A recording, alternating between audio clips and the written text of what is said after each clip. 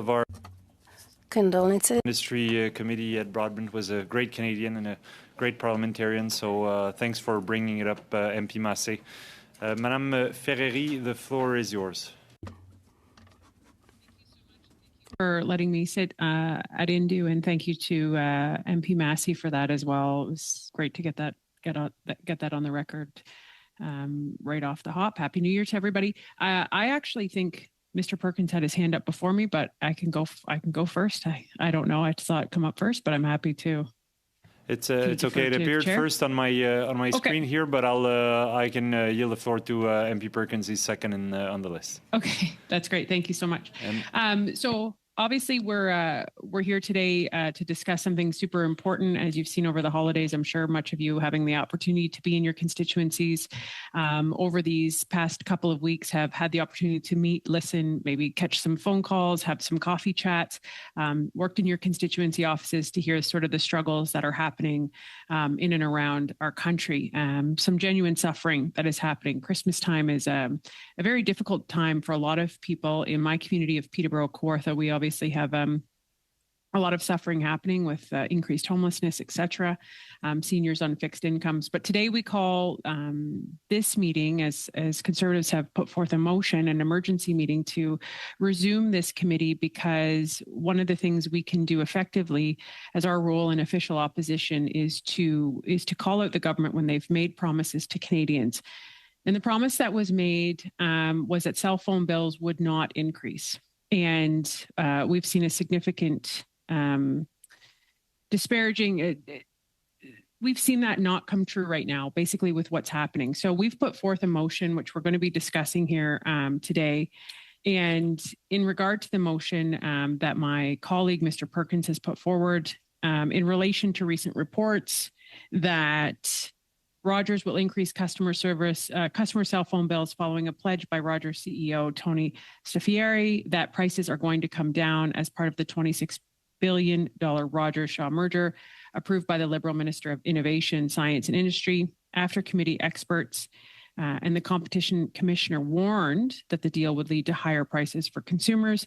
The committee therefore agrees to be immediately recalled to undertake a study of up to 4 meetings of at least 2 hours per meeting to study the impact of Liberal-approved merger, and that these meetings begin at the earliest opportunity and conclude by Friday, January 26th. Now, the motion goes on to say more, and I'm going to let my colleague read it into the record because it is his motion that he put forward. But what I wanted to say right off of the hop is, in doing some of this research, I'm a guest, obviously, on this INDU committee.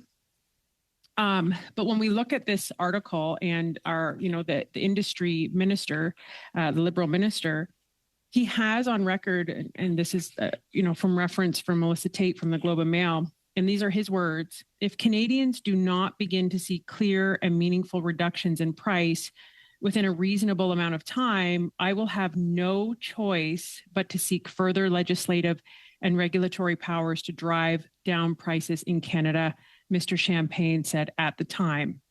So my guess, and I'm assuming that Liberal MPs, NDP MPs, everyone across the board is going to support this motion, because the question from these comments is, what is a reasonable amount of time, especially in a cost of living crisis when 1 in 4 Canadians can't afford to pay their bills? That's according to another article.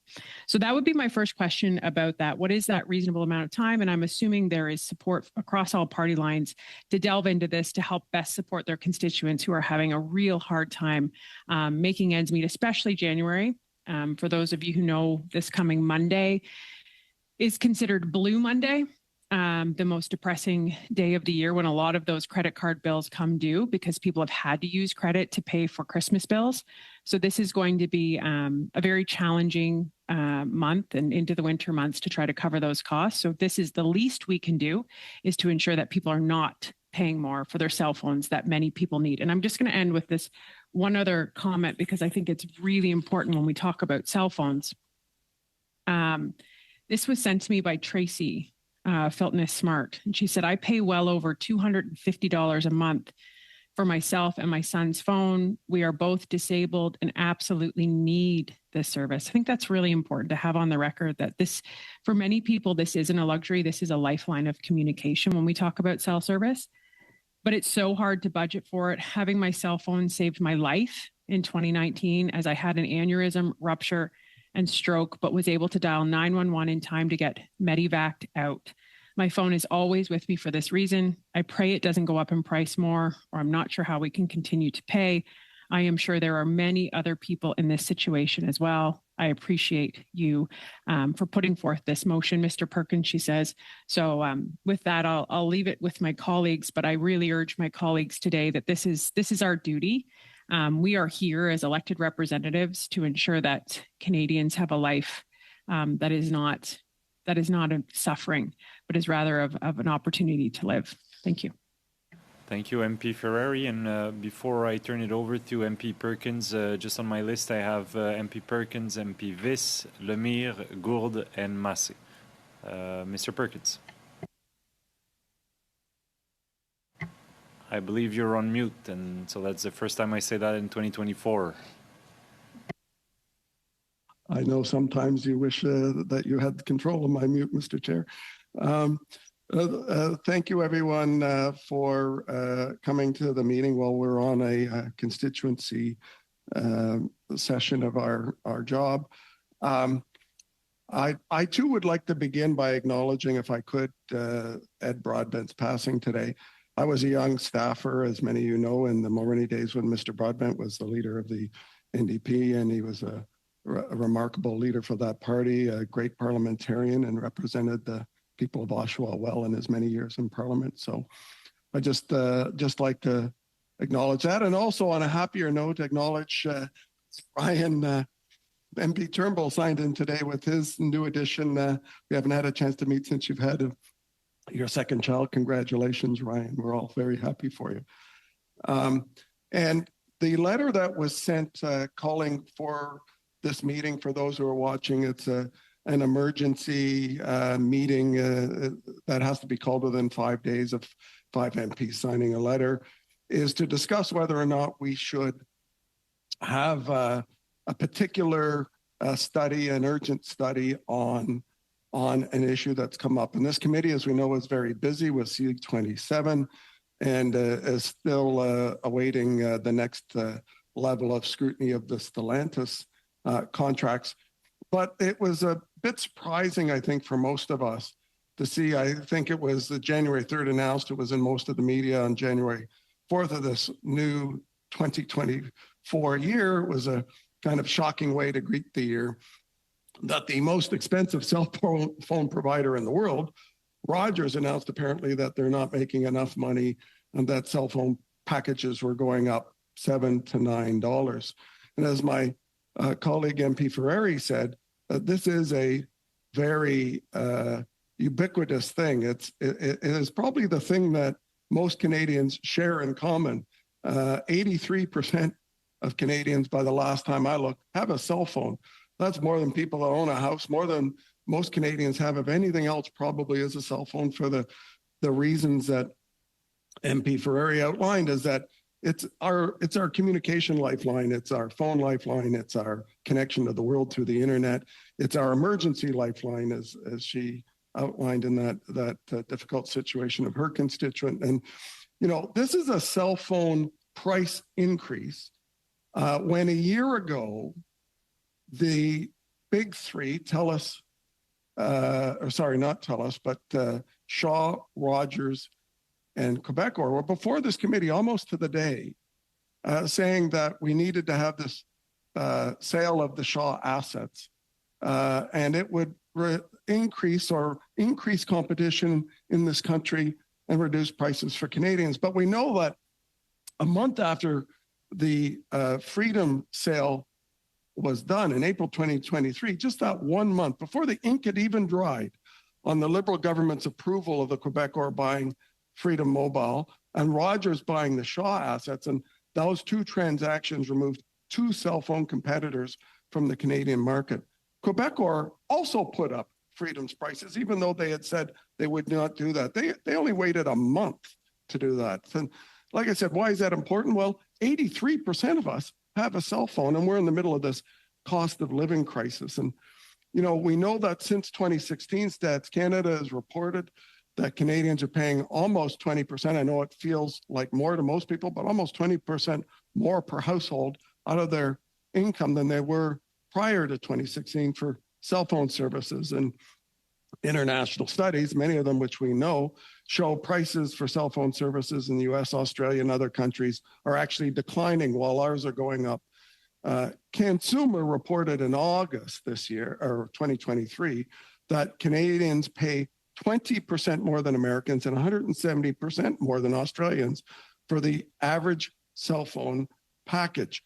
We hear the excuses, and we heard it before this committee, that, from big telcos, that the size of Canada is the reason, or the size of the country with the lower population is the reason we pay more. And Rogers, Bell, and TELUS, though, are the most expensive cell phone providers in the world.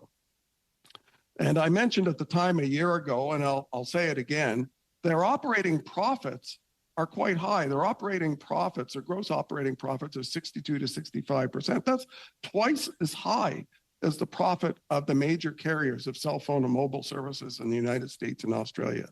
So how bad is it? Well, in Canada, the average price per gigabyte of data on your cell phone is $5.37. In a country larger than Canada, because we hear that excuse all the time about the size of Canada, Russia, not that they're in vogue these days, they only pay 25 cents now US per gigabyte. Now, I won't leave it Australia. Australia has about the same density and land area as Canada. They have more competition, and they only pay 44 cents a gigabyte for data on their phones, while we're paying over $5. And our cell phone providers are making twice the level of gross profit. So it's clear that what we have is a problem here with competition, and those that have this protected status take us and consumers, and quite frankly, the federal government, for granted. It's the federal government that protects Bell, TELUS, and Rogers and Quebecor as this oligopoly because they use airwaves that taxpayers pay them. It's that protection that allows them to have this double the average operating profit and massively most expensive cell phone providers in the world. And last year, the Liberal government approved the sale of Shaw's assets to Rogers and Quebecor, removing two of the competitors in the market. And the Liberals claimed at the time that the companies would respect the fact that prices would still go down, even though there would be fewer competitors, which has never actually happened in any competitive market where you have reduced competitors and prices go down. But now Rogers and Quebecor are thumbing their noses even at this Liberal government by raising prices. And the Liberal Minister of Industry, the Minister of Meetings, has had tough talks, we hear. We've heard it in the House, tough talks in grocery and tough talks in cell phones. But the prices still go up. And what does he say about cell phones? Well, he says, I'm watching closely, as MP Ferrari outlined. Well, watching closely doesn't help people pay the bills when Liberals promised the prices would go down, and they're actually going up. And TELUS and Bell are refusing to answer the media questions in response to Rogers' increase about what they plan to do. So, if they weren't planning to increase prices, we know that they would say, we're not planning to increase prices to the media. So I guess they must be planning increases as well, or they would come clean on that in public. And because the Liberal Minister of Industry, who helps oversee this cost of living crisis that we have, these cell phone companies came before this committee a year ago and before the Competition Bureau, claiming they would reduce prices if the Freedom sale went through. And they claimed that, but they're doing the opposite now, increasing the cost to Canadians. That's why this committee needs to have urgent hearings with these players as to why they said a year ago we should trust them and prices would go down, and now they've done the opposite. Canadians want this gouging to stop. That has been going on for too long. Not a single Canadian that I know that doesn't work for Bell, TELUS, or Rogers thinks that prices have gone down. I suspect the people that work for them think that, but they may be the only ones. So with that, Mr. Chair, and I think the clerk has a copy of the study motion that I would like to propose, and if she could circulate it, and I'll just read it out for the committee members while it's being circulated. That in relation to recent reports that Rogers will increase customer cell phone bills following a pledge by Rogers CEO Tony Staffareri that the prices are going to come down as part of the $26 billion Rogers Shaw Freedom merger approved by the Liberal Minister of Innovation, Science and Industry, after committee experts and the competition commissioner warned that the deal would lead to higher prices for consumers. This committee, by the way, I'll just interrupt myself in the middle there. This committee recommended unanimously to not approve that deal, but the government went ahead anyway. Anyway, I'll continue. The committee therefore agrees to be immediately recalled to undertake a study of up to 4 meetings of at least 2 hours per meeting to study the impact of the Liberal approved merger, and that these meetings begin at the earliest opportunity and conclude by Friday, January 26th. I'll explain that in a minute. In order for the committee to return to its regular agenda when Parliament resumes, and that the committee invite the following witnesses to appear before the committee. A, François-Philippe Champagne, Minister of Innovation, Science and Industry, and Simon Kennedy, the Deputy Minister of that same department. B, Tony Staffieri, CEO and President of Rogers. Mike Babic, President and CEO of BCE. Darren Entwistle, President and CEO of TELUS, and Pierre Carapelado, President and CEO of Quebecor Media. C, Navdeep Bains, the former Minister of Industry and Chief Corporate Affairs Officer for Rogers Communications. D, Matthew Boswell, Commissioner of Competition. And E, all other witnesses that the committee deems necessary. And that the committee requests that the Department of Innovation, Science and Development provide a progress report on Rogers' 5 legally binding investment commitments to improve connectivity over the next 5 years, and subject to the approval of the recognized parties' whips and the availability of meeting slots from the House of Commons, the committee hold additional meetings and or extend committee meetings beyond an hour on each allotted day for each meeting on this matter. That's the end of the motion, and we have a full agenda. I've suggested to try and do these meetings before the 26th. I know that's maybe a challenge given that's only not next week, but the week after. And I understand we all have at various times during the week the pre-session caucus gatherings. But as always, when we all propose motions and study motions here, we're open to improvements, suggestions, and ways that fellow committee members think we might be able to get this done within the agenda timing and many pressures that all of us have at various meetings. So with that, Mr. Chair, I'll leave it there for now. Thank you very much, Mr. Perkins. So all members have heard the terms of the motion, and it was also distributed electronically earlier today. So we're now debating the motion moved by Mr. Perkins. Mr. Viss. Well, thank you, Mr. Chair. Congratulations to Mr. Turnbull on the birth of his new child, and my condolences to the New Democratic Party and everyone who, across political lines, who appreciated the massive contributions Mr. Broadbent made to our country.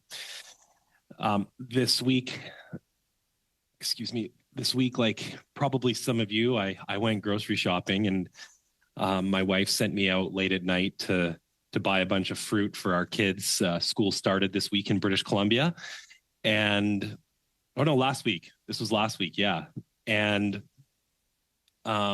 no, it was this week. This week, yes. Man, all the days are going together. School started this week. And so I was going to buy all of the stuff for their lunches and everything. And I at the front of the superstore where I live in Abbotsford on Gladwin Road, they were selling little cartons of blueberries for like $6. And, you know, if anyone knows where I come from, we're the blueberry capital of Canada. We literally produce more blueberries, process more blueberries than anywhere else, practically in North America. Yet for literally a handful of blueberries, where the grocery stores are charging $6. Now, that does not relate to the motion at hand, but it does relate to the cost of living crisis that Canadians are facing. And speaking to a number of people at local food banks over the Christmas break with constituents in some of those coffee chats that my colleague Michelle mentioned, it's very clear that Canadians are struggling.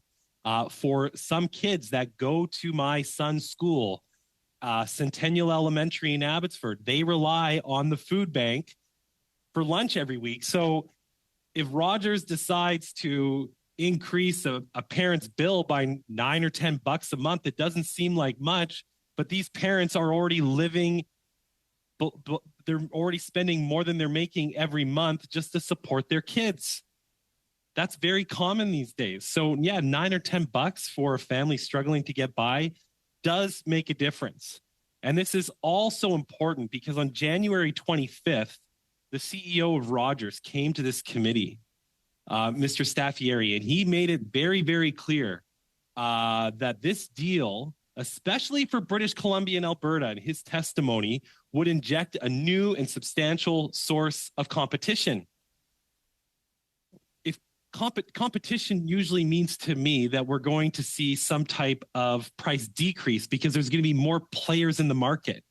We didn't see that. Now we're seeing that anyone with a Rogers cell phone today, that has a Rogers cell phone, but that's not on contract, will see their monthly bill go up. I think that's contrary to the testimony that Mr. Staffieri shared with our committee. He outlined two principal ways that this deal was going to be good. And the second one that he outlined, he stated that Rogers would become a stronger, more formidable wireline competitor in Western Canada. He outlined that Rogers' cable footprint would expand to other parts of Western Canada that it doesn't actually reach right now. He outlined that there would be a $6.5 billion investment to improve connectivity in the very remote and rural Indigenous communities that I represent. So if his first major action since this deal was approved is to increase prices, I've lost a lot of faith in what Rogers is actually telling consumers, what they're telling us as parliamentarians, and what they're telling Canadians about their role in addressing the affordability crisis that all of us know is impacting the people we represent. So I do obviously support this motion because Canadians want to know that we're doing everything in our legislative power, and that's why we called this meeting, to address the things that they're staying up late at night about. And that's, how am I going to pay my bills right now? Canadians can't pay their bills. And we got to fight for Canadians so we can hold this meeting and we can hold Rogers, Mr. Staffieri, to account about what he shared with us last year, especially as it relates to British Columbia and Alberta, where he said there would be more competition because of this deal. Thank you, Mr. Chair. Thank you, MP Viss. Monsieur Lemire, la parole est à vous. Mr. Lemire. Thank you very much. Happy New Year to everyone. And of course, I congratulate Mr. Turnbull and his family, and of course, my sympathies to Mr. Massé and to all the political class. It's interesting that we talk about telecommunications. This is a topic that is very interesting to me. I wanted to talk about internet, broadband, etc. And as you know, I have tabled a motion in September that was accepted by the committee, and that was on September 26th. So, Mr. Chair, or maybe the clerk can tell me how I can make an amendment to the motion of Mr. Perkins so I can broaden the motion. Canadians and people from Quebec want to know what the situation is like right now for telecommunications. There is a lot of information to verify. There has been several things that the CRTC needs to check. In 2017 and 2019, things happened with the CRTC, so I think that we should be doing an in-depth study. We know that C27 is a priority, but I think that we should be adding more meetings. This is our duty, I think. And this is a topic that is interesting to people. So we need to do a proper study. I think that particularly in rural areas, there's the issue of the quality of the access, the quality of the network. There should be towers that be built so that people can have access to the cellular network. It's a matter of public security, of quality of life. This is something that we should resolve. There's also the resiliency about climate change as well.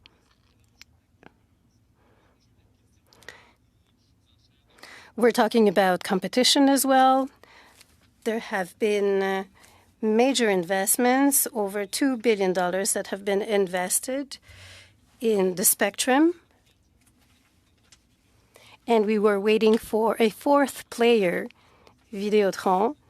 They invested $250 million in that spectrum. So I would like to suggest an amendment. That is that we adopt the September 26th motion so that we have a proper study. We can increase from 12 to 16 hours.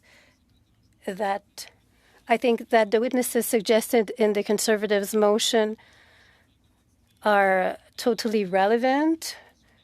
Mr. Kennedy, Mr. Champagne, of course, the CEO of those companies. I also think about other people that we heard in other studies, open media people. I was in Kipawa yesterday, and they were talking about the lack of cellular network for several citizens, and I think that those people should be heard as well. Do you need me to read the motion that has been adopted by the committee so that we can make an amendment? Yes, but Mr. Lemire, from a procedure perspective, of course, yes, the motion has been adopted by the committee on September 26th. I don't think that it's possible to replace the motion, today's motion, with the one you're talking about. I think you should bring your motion back in some other way.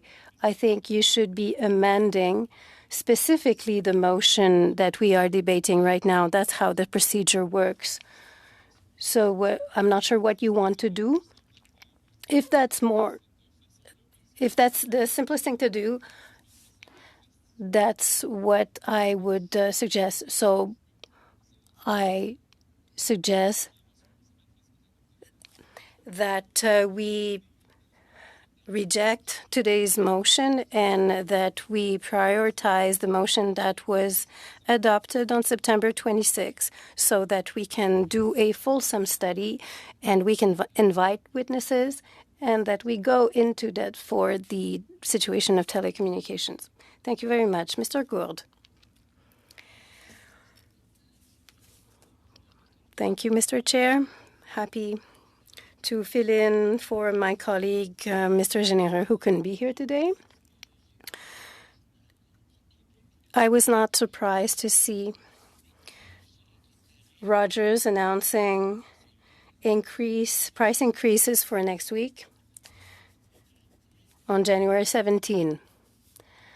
I remember the work that had been done last spring, and I have to say I was worried. When there's a merger, usually there are competition issues. Mergers often lead to price increases. However, Minister Champagne had promised at the press conference that there would not be price increases. And here's what the minister said. That was very interesting and quite convincing. If Canadians do not see a significant reduction of prices in a reasonable amount of time, I will have no other choice but to use other legislative powers to decrease prices. That's what he said, and that was quite a statement from the minister. It was a promise that prices would go down, and there were probably discussions about that. We realize now that it's false, because a few months after the merger, price hikes are announced. We know that prices are increasing, families are having a hard time, and nowadays everybody has a cell phone. This is very important, and more than 80% of Canadians are impacted by this decision. So I will support this motion, this conservative motion, because I think it's worth it to have people from the industry and the minister to say what he is going to say. He promised to Canadians that this was something good to have this merger and that would lead to price decreases. But we're still waiting for that. Actually, there are price hikes now. So I will support this motion, and I hope that the whole committee will move forward. Canadians have been duped, and I think they should have answers about what the government is going to do. Thank you very much. Thank you, Mr. Gould. Mr. Massey now. Thank you, Mr. Chair, and thank you to my colleagues for the condolences for the Broadbent family. And of course, Mr. Turnbull, congratulations. Exciting time for you and your family, and I wish you all the best. Having a holiday baby as well, too, will be even more fun. I have similar concerns about the industry, and I can go back for a long period of time here. But I also have a little bit concerns about the process here, too, is that I actually looked at Mr. Lemire's motion, and this is kind of like a subset of that motion. I quite frankly thought that perhaps it might not be in order in some respects, because Mr. Lemire's motion would carry a lot of these elements forward. In fact, it gave some latitude for this. And I know that this issue in particular that's been brought forth, and I appreciate it, is fairly specific to Rogers in itself, but it also affects customers of Bell and TELUS, and why we throw them under the bus by not including them is something I have a concern about as well, too. Because when you look at the telco policy and how we've arrived at the most recent decisions of the minister, they actually go back to the foundations of deregulation in this country.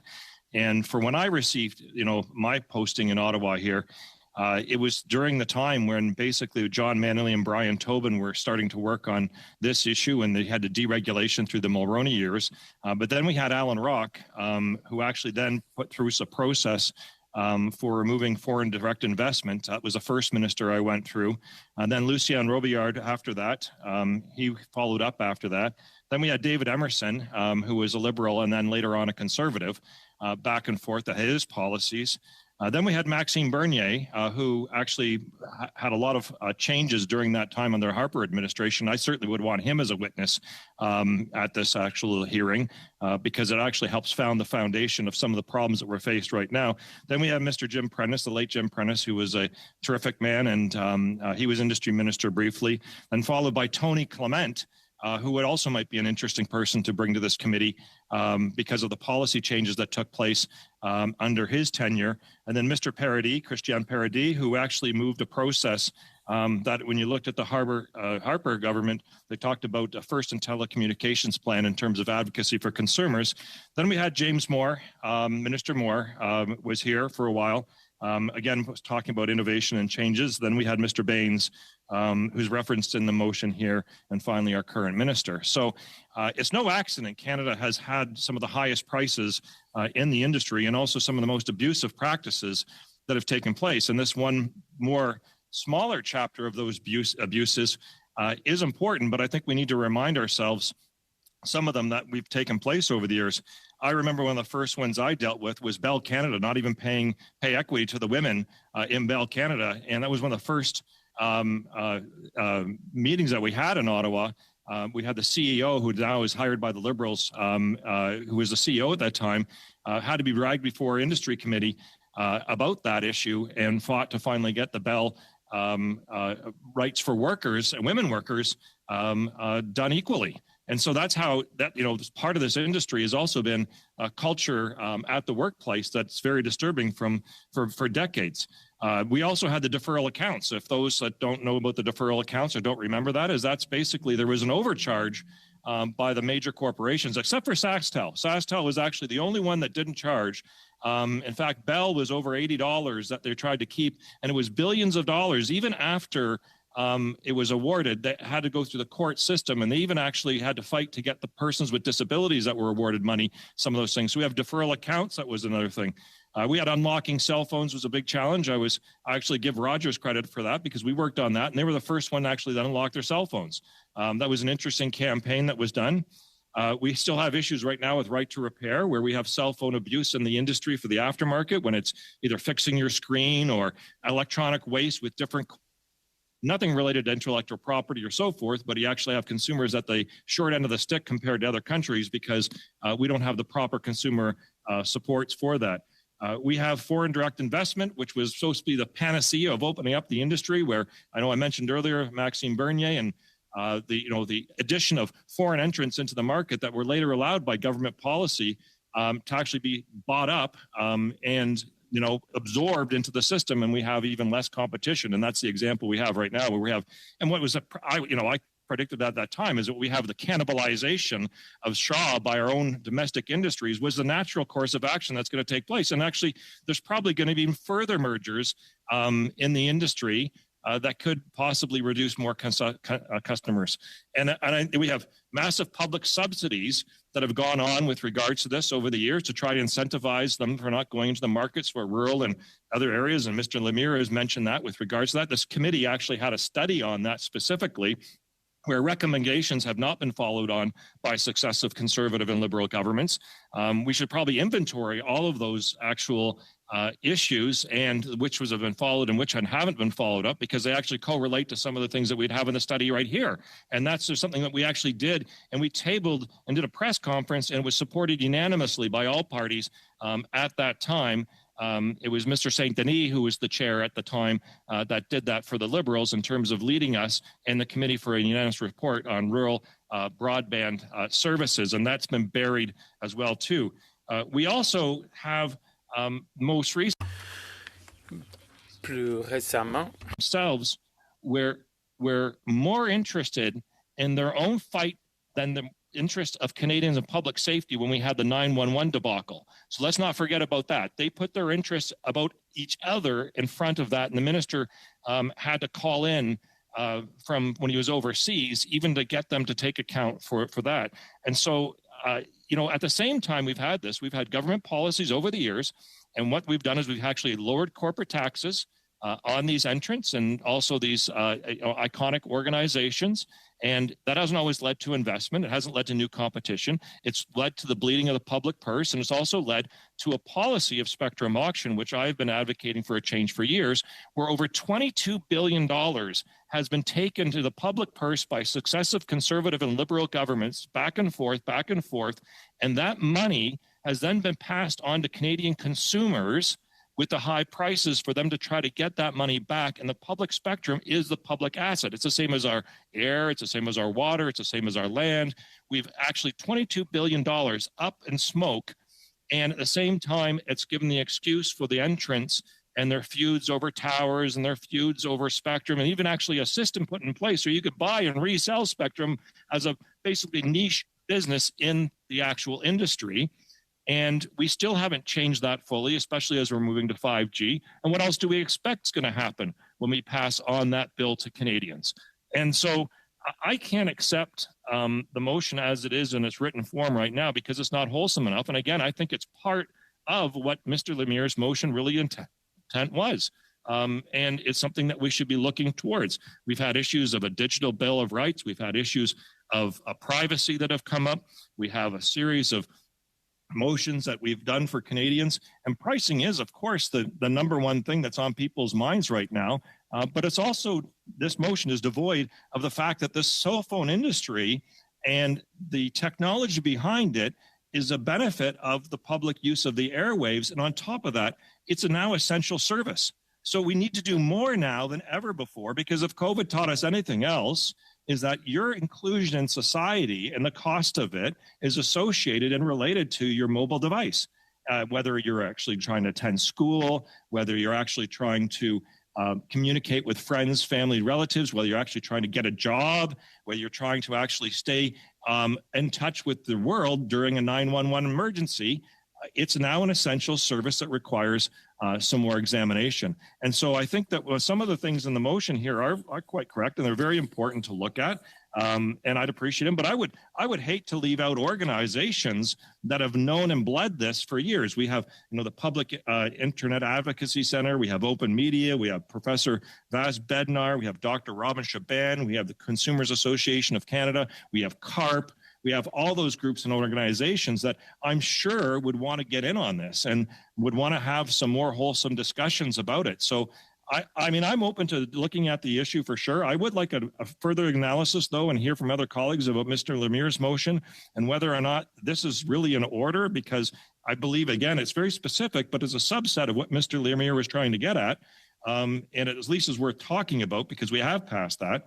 And most importantly, is I don't want to leave the other customers of Bell and TELUS and others basically to the wind because we didn't decide to actually do the proper thing and look at the proper industry. And sure, when we look at this, I've just detailed the bare bones of what's taken place over 20 years.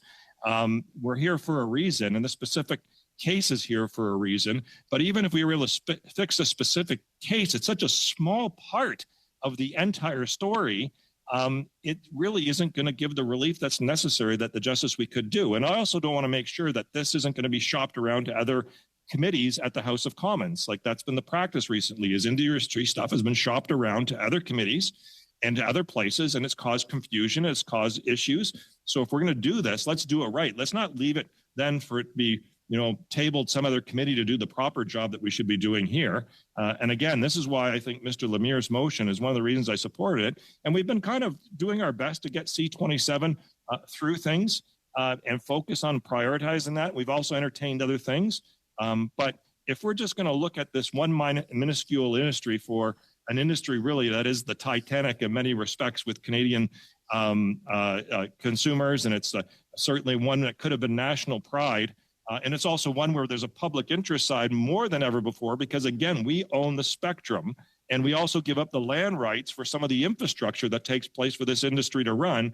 And yet we've then cast ourselves to the wind. And at the same time, successive governments have collected billions of dollars off of Canadians in the spectrum auction and then passed it on to them on their bills at the end of the day. So, and that's coming, another storm on that's coming unless we change ourselves. So I'm open to looking at this. I'm open to doing some work on this, but I want it to be a wholesome thing. And I don't want to, again, just look at one niche part of it, a very important part. And I'm pleased that the motion has come forward with some description towards it, but I think it's a subset of all the things that we need to get at because time is running out. Our spectrum is going to go more up to auction in the future, and there still is a lack of consumer accountability. And this is just one perfect example of many of why there needs to be an overhaul to the basically archaic system we have. Thank you, Mr. Chair. Yes, before I turn it to MP Ferrari, just to answer your question, Mr. Massé, given that the motion, aims to respond to a specific set of circumstances that's a little different than the motion we adopted on September 26th. I think it's receivable and it is in order. However, it's one proposition that's on the table right now. It's up for the committee to decide what it wants to adopt, and if it wants to build on a motion that was previously adopted by the committee, it can so decide as we first debate this motion, but then we'll see where it lands. But it's a possibility. Madame Ferrari. Thank you, Mr. Chair, and thank you to everybody. It sounds like there is definitely an effort here to row in one direction of helping Canadians, which I like to see. So I can't see how this motion wouldn't get unanimous consent to pass, because I think you've all explained that you care about Canadians. But I want to bring it back to the core of what we're trying to do with this motion, to bring back forth a sort of emergency meetings and industry committee to help Canadians have more affordable cell phone bills, which was brought forth by my colleague, MP Perkins. And I'll let him talk further about what that looks like to sort of find a ground so that we can all move forward with this. But I want to point out Minister Champagne on Tuesday urged carriers to seriously consider customers over profits at this time, when the announcement was that Bell and Rogers cell phone prices are going to increase. He went on to say, and I quote, "While prices for some wireless plans have declined by more than 22% over the past year, the planned price increases to certain month-to-month plans that have recently been announced go against the spirit we've set at a time when Canadians are struggling to make ends meet," Mr. Champagne said in his statement. He went on to say, and I quote, "I am prepared to use any other tools at my disposal to fight for Canadian consumers." That's what this committee is. It is the tool to fight for Canadian consumers. And it is an urgency, as I've stated before, in a cost of living crisis. So under the motion that has been put forward, I also want to reiterate, given the fact that the Liberal government approved the decision to make Canada's telecommunications market smaller and less competitive, the Minister of Industry must answer for this latest price increase, which he said. So he has quoted here saying he will use any tools necessary. There is an urgency to this. This goes against, again, same quote about reasonable time. So I just think that, just focusing on that and the motion, that what we're trying to do, that this has an urgency to it. I wanted to also just put into the record, because I know I had spoken earlier, but like some folks had written into me, Jen McCarroll pays $300 for 2 cell phones. These are outrageous numbers. Naveen, $500 for 4 of us. Kathy, $250 for 2 lines. Shu, just over $200 a month for 3 lines. Carol's is really important. I pay 3 cell phone bills so my grandchildren can call home at any time. But this is really interesting. This gentleman wrote in and said, in Mexico, 200 pesos, approximately $16 Canadian, for 31 days unlimited phoning to Canada, US, and Mexico, unlimited text, unlimited social media, and 5.75 gigabytes of data. So obviously there's an urgency to this. This impacts everyone, as across party lines have acknowledged. Let's come to an agreement here and get this motion passed as soon as possible. Thank you, Mr. Chair. Thank you, MP Sorbara. The floor is yours.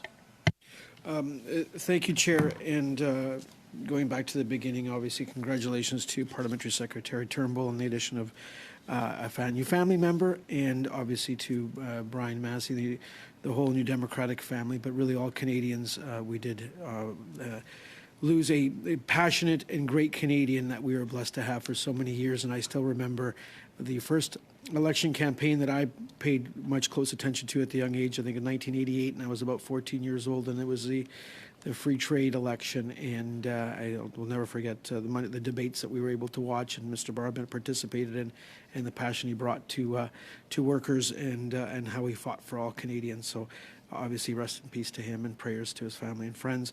To Mr. Massey, I very much enjoyed your analysis of the wireless industry.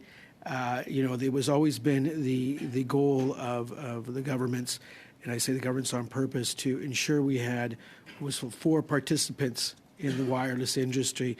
And, we used to use terms in the private sector as the Quad 4 bundle, new participants coming in, how they were going to be financed. If you look around the world, literally every country, it's very, very, very unusual to have more than 3 wireless participants in most countries, large participants, as I would say. And I think here in Canada, getting to 4 participants in our markets has been a goal that I think we've achieved on many levels. Obviously, we need to continue to monitor it.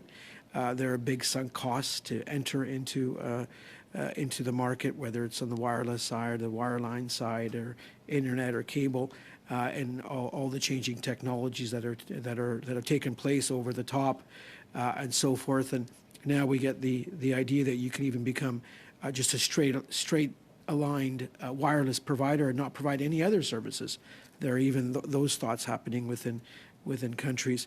And I did enjoy your analysis, your comments on the wireless spectrum and how that happens. And for folks wanting to understand, auctioning wireless spectrum is a pure economic theory that is done, and what's behind it is quite fascinating. But the issue here is, and I agree with Minister Champagne's comment, now is not the time for wireless companies to be raising rates on consumers and Canadians and hardworking Canadians. I agree with the minister on that front.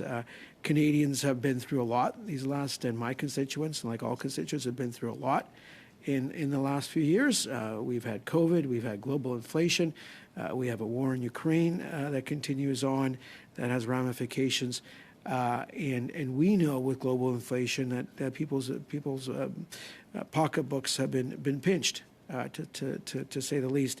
And we as a government have obviously acted in unison with parties to put in place measures to help Canadians, and whether it's on a temporary basis like the GST, HST credit, the grocery rebate, or whether it's on a permanent basis, the Canada Child Benefit, a National Early Learning and Childcare Plan, which here in the province of Ontario by September 2025, we will have 10-day daycare on average for Ontarians. I just met with the officials of York Region and went through how that is going and moving towards a national dental care plan. I was, much like many of my colleagues, with our seniors just last night and talking about the implementation of that and how that's going to save seniors and really almost 9 million Canadians, literally hundreds of dollars and sometimes thousands of dollars.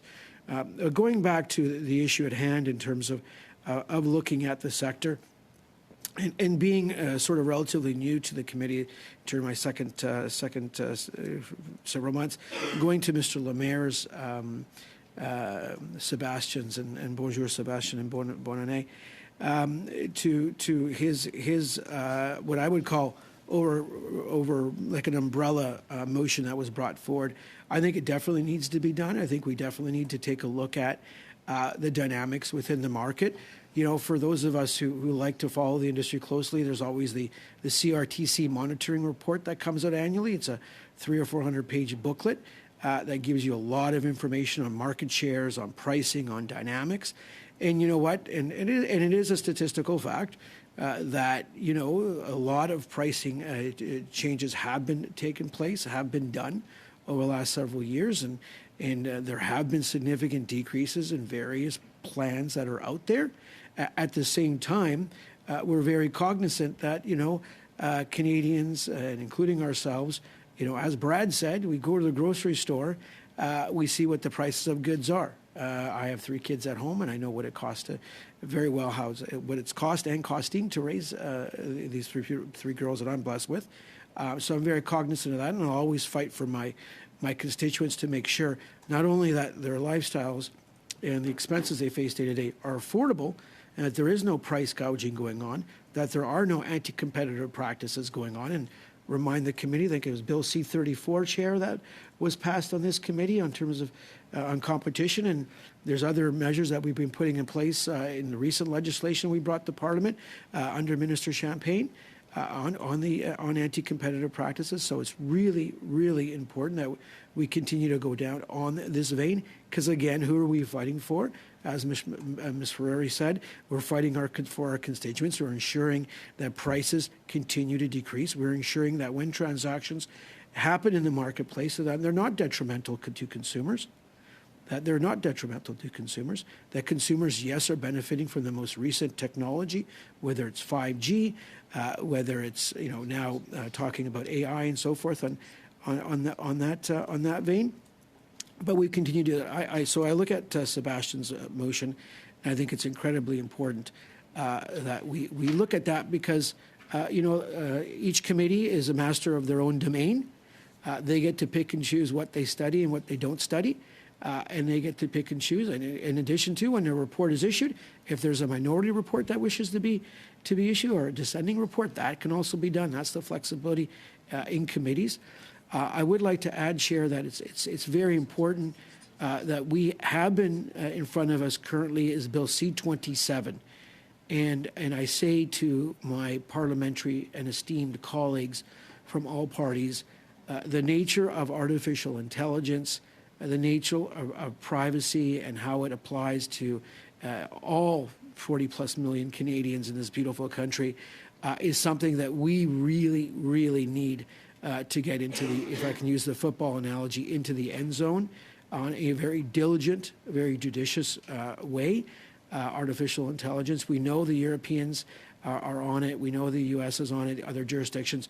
We need to show the professionalism at which we always do and the leadership as industry committee members on what some would consider and what I would consider is probably one of the most important evolving technologies that we will see in our lifetimes, and that, you know, potentially from what I've been reading and from what other folks who I think are probably much more wiser and smarter than myself are saying, will transform the way we do many, many things, and is transforming the way we do many things in life, and hopefully being a beneficial mechanism to the standard of living of literally hundreds of millions, if not billions, of individuals in this world.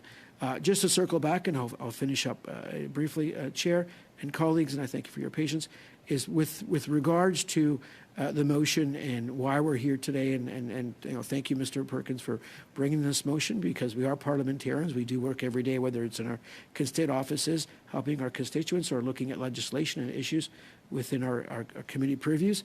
We do need to make sure that our citizens are benefiting from technologies, are benefiting from market transactions which took place, that they are seeing the benefits, whether it's lower prices on goods and services, whether it's improved competition, which drives innovation and prices. We need to see that. I'm pro-capitalism, I'm pro-markets, and the last thing I like to see is when anti-competitive practices are adopted. And, you know, going back and finishing up, I'm in full alignment with Minister Champagne, and, you know, now is not the time to be raising prices on Canadian consumers. You know, whether it's a small percentage of customers or not, it's really important that consumers out there have confidence in the services they're receiving. And I know I do a lot of us have plans at home with whichever wireless provider, whichever provider we have for, you know, services, and I tend to call them all the time to say what new pricing plans they have, and we all should, and we should pressure them all the time to make sure we're getting the best services and the best prices for the plans that we have, and I think it behooves a committee to continue to put that pressure on companies, put that pressure, especially when in companies where, for the fact of the matter is, there is no foreign competition. These are domestic participants. They've invested hundreds of billions of dollars in their business in totality, literally. I covered the sector for many years, whether it's Bell or TELUS or Rogers. The employees that work there, they're very proud to work there. They do a great job. And they've invested billions of dollars in their businesses, building out. I do say, I was reading today, I grew up in northern British Columbia, and I believe Rogers has invested more funds along the Highway of Tears, which goes from Prince Rupert, where I grew up, to Prince George. And anybody that's driven along that line of road, those roughly 740 kilometers or so, would know there are many parts that you never had cell phone service in northern BC in those areas. And that applies to, as Mr. Lemaire said, to, you know, when you look at rural Canada and just our geographic landscape and the need and the necessity for these companies to invest literally hundreds of millions and billions of dollars building out cell towers, building out their service. So they are investing in our communities. We want them to be good corporate partners. We want them to be even better corporate citizens. And we understand the interests that they need to balance. At the same time, we know Canadians need to be ensured that the affordability of life, that they're receiving the measures and the help that they need to have. And that's where I come in and say, you know what, now is not the time for price increases on Canadians. Thank you, Chair, and I'll turn it back to you and to the next speaker. Thank you. Merci, Monsieur Sorbara. Monsieur Turnbull.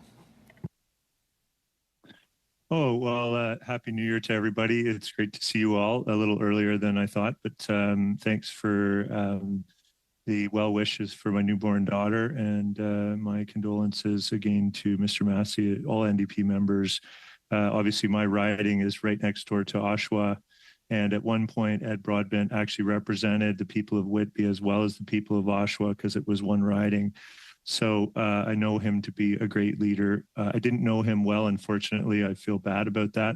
But, you know, I think we all know how great of a legacy he left. So my condolences for that loss, and sort of life and death for me, because thinking about Ed Broadbent as a loss and my newborn daughter as a gift, miracle of life. So it's great. Anyway, look, I think the debate is good here. I really think it's an important topic. I think we've had several attempts to, you know, study this that have been on this sort of list of studies. You know, I think, you know, I sort of, when I saw this letter, you know, from the members that signed the 106.4, I immediately started Google searching and looking for information on, you know, cell phone prices. And I confess I wasn't 100% clear in my mind as to, you know, where the market was at. And I felt bad about that because I felt like I should know more about it. And, you know, I was pretty quick to find some Statistics Canada information that sort of, it's actually pretty easy to find on their website in relation to telecommunications in Canada. And so I was sort of interested to see that there's information provided by Statistics Canada that shows that cellular services decreased in price by 22.6% over the course of the year of 2023, from November 2022 to November 2023. So this sort of conflicts with what we see the claims being made in the letter that was signed for the 106.4. So it makes me feel like, you know, we need to sort of dig into this topic and get to the facts. And I think it's important to do that. I think Mr. Sorbera and others have commented that, you know, hearing about Rogers increasing prices is you know, challenging to hear at the very least. It's something that my constituents, along with, I'm sure, all of our constituents, would be concerned to learn. I think within a broader context, we need to understand, well, what is happening with cell phone prices. So I've been listening intently to the comments that are made. So I want to, you know, say that that's sort of something that I'm throwing up as it's making me question, well, you know, is the media report, you know, something that's, you know, an instance of a price increase in a broader context that Statistics Canada is reporting on? You know, maybe cell phone prices are actually going down. So I think we should get to the bottom of that and talk that through. So I can see us doing a study. I think the challenge I have with the current motion is, and I've heard this from other colleagues, is that perhaps Mr. Lemieux's motion might give us a more robust study. And maybe there's a way that we could suggest to be inclusive of what Mr. Perkins has suggested here, but to do a broader study on this topic by using Mr. Lemieux's motion that he had said was adopted, I believe, on September 26th. And so I would humbly submit that we should look at that as an option here. I have some challenges in what's included in Mr. Perkins' motion that says be immediately recalled to undertake a study. I think the timeline is too short to do a robust study on this topic. I think you know, it's in the best interest of Canadians to do a good job and to perhaps, as Mr. Lemieux had suggested, you know, sort of broaden the scope of the study. I also feel that, you know, the subcommittee should probably meet sometime relatively soon to determine, you know, what if we can get additional resources, what they should be spent on. I know that Bill C-27 is a really big deal for us, and all of us know that that's a priority for us as parliamentarians, but on behalf of Canadians. I think, the evolution of artificial intelligence is something the world is talking about, and the more we delay on C-27, I think the more we fall behind, and that's a dangerous place to be in. I think we need to really focus our attention on getting C-27 done. Now so I'm supportive of doing this work. I think we have to think about how we prioritize it.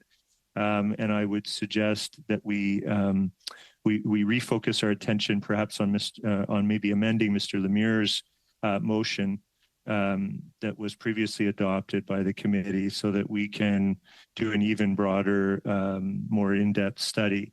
And what I would do is maybe just suggest, I know I can't move this because we're on the debate of the current motion, so I don't want to take our attention away from that. But what I'd like to do is just let you know in advance what I would suggest, perhaps. And I was just thinking about this as I was listening to others and writing this down in the background here, sort of thinking about how could we be inclusive of what Mr. Perkins has suggested, but still work with Mr. Lemieux's motion. And what I think if we just added one line, and this is what I would propose, is adding one line to Mr. Lemieux's motion, and it would state, and that it examines the position of each player in the market, explores companies' service offerings, and the factors that can influence competitive dynamics. And so, that's a bit broader, I know, in terms of wording, but it gets at prices, it gets at competition, it gets at the service offerings. I think Mr. Lemieux's previous motion focuses also on, operating costs and the maintenance of critical infrastructure. I think Mr. Sorbera made a really good point, and Mr. Massey made a really good point about, cell phone sort of infrastructure being public infrastructure. And yet we also know private companies are investing a lot in that infrastructure. In some cases, like I have examples in my riding, the northern part of my riding is all rural, and Durham region, where I live is largely rural. There's urban centers close to Lake Ontario, but there's a large portion of our ridings in Durham region that are rural. And we've had significant investments in rural infrastructure, broadband infrastructure, and cell infrastructure, and those have been needed. And but it's a combination of public-private investment that are making those things happen today. And so I think we have to think about how does that impact the industry. How do we open that up? How do we create more competition? There's been lots of conversation about that. So I'm open to the conversation. I think it's a good study to have. I agree. I think we all agree we have to ensure that cell phone prices are coming down. And the way to do that is to have some witness testimony and really, like I would love to hear from Statistics Canada, given the fact that I can find so easily from Googling it on the internet. It took me all of 10 seconds to find information that showed that cellular service prices have decreased by 22.6%. That's over the entire industry in Canada. That's a significant amount, given the fact that general inflation has been high. I actually found a graph that showed that cellular services are one of the only indexed CPI items that has come down dramatically. So it sort of flies in the face of what is being said in the letter that was sent. So I would like to sort of undertake a study that's broad enough that we can get to the bottom of that and really assess whether the competition policy of our government is working to bring down cell phone prices on average. And I would really like to get to the bottom of that on behalf of Canadians. So thanks very much. And I can't move the amendment, but if we were on Mr. Lemieux's motion, I would move an amendment that in an attempt to get to consensus on this. Thank you. Okay, thank you, Mr. Turnbull. And as you rightly pointed out, right now we're still debating Mr. Perkins' motion, so we need to get to the end of this debate before we can perhaps move another motion that could add to Mr. Lemire's motion. But right now, members, we're still on Mr. Perkins' motion. Mr. Perkins. Thank you, Mr. Chair. And I've listened intently to all the interventions, and I'll just start off by saying, no, I don't think we have consensus that cell phone prices have been down. I don't think I have a single constituent in my riding that would agree that cell phone prices have come down or that they're paying 22% less than they were paying last year in the cell phone prices. And I'll just help MP Turnbull. This wasn't some mythical thing. It was announced by Rogers on January 3rd. You can Google the media articles if you like. The media articles state quite clearly that Rogers is putting up the price of new packages $7 to $9 on average. And that follows on almost a month after your government approved the Freedom sale to Quebecor, where Quebecor put up the price on all BYOD. For those who don't know what that means, bring your own device packages. They put it up after sitting in this committee and saying that they would reduce prices. So we have contradictory, I shouldn't say contradictory, we have cell phone companies saying one thing to parliamentarians so that they could get their deal passed, and we have another actual action by them is now not even when the ink was dry saying they're putting up cell phone prices. And again, only a few days ago, perhaps you should Google that article, that perhaps Rogers is putting this up because former Minister of Industry, Navdeep Bains, who was in charge of reducing cell phone prices, has now gone to work at the most expensive cell phone company in the world and has given them advice that, oh, you know, Parliament's on to other things. Don't worry about it. You can squeeze through a price increase. Nobody will notice. Well, Canadians are noticing. So that's where this comes from. So while I appreciate some members have been busy with other things since Parliament rose, it's been in all the news. Cell phone prices are going up. I do appreciate MP Lemire's motion. It is, I will agree, it is broader, although it has a lot of micro things in it. I think it's an easy thing to make an amendment to the motion I proposed, but just so we're clear, because I'm not sure everyone read the motion clearly or heard the motion clearly. The motion basically says that we're going to start, because we have this crowded agenda, with doing hearings the week we come back, before we come back, specifically first to ask about these price increases and the inconsistency with the commitments that these companies made to the federal government. And then secondly, it talks about the broader industry opportunity, lists specific witnesses. MP Massey, it lists the four big companies in B, not just the two. It also says that under E, which is perhaps where we can bring in some of, I can't amend my own motion, but another member could amend that motion to add in some of the elements from MP Lemire's statement, a motion on the earlier study that says in E that we can have all other witnesses as deemed relevant. So the list that MP Massey and other have gone through are all eminently invitable under that, but you certainly can add to that a broader look at the cost structures and competitiveness issues and access, if you like, into that. And then the motion also goes on to say that, of course, as we are, as MP Sorbera said, in charge of our own domain in committees, it does say that we can add more meetings. And the suggestion here is to tag them on to the end of our existing meetings that we have scheduled with the new committee schedule of Mondays and Wednesdays for this committee, that another hour can be added on, as we've been doing with the Green Slush Fund, to continue and add on this, because obviously I think the Liberals would prefer that we not look at cell phone prices until BLC 27 is passed, so that we don't have to deal with it till April or May, long after this story and this issue of cell phone prices is in the news. So I think we can do two things at once. And that's what this motion is trying to do, not to not to just say we can only do one thing at once. We can do two things at once, as we did in December.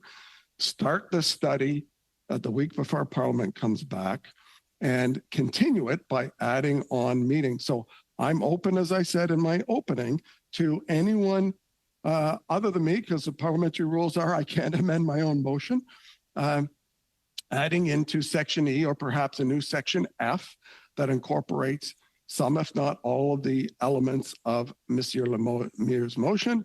And then we can get on with the study and get dealing with what Canadians want, was getting to the bottom of why it is these cell phone companies promise the government to reduce fees and then announce that they're increasing them. And that's what this is about.